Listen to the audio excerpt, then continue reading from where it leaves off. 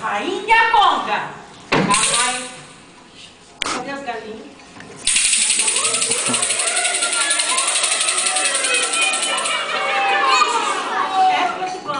Aliás, nós trouxemos uma galinha de verdade, mas ficou no camarim, porque animal não pode estar aqui presente, infelizmente.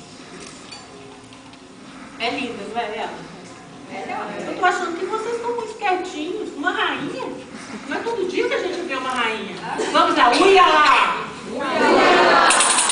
Fecha com a mancha! Fecha com a mancha! Fecha com a mancha! Uia lá! Pode ficar sentadinha que é o lugar da rainha no trono. Essa senhora é a nossa Rainha Conga!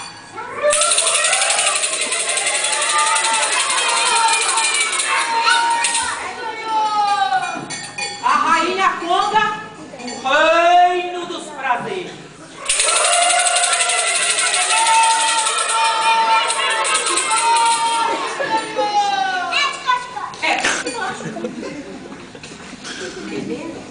Entenderam?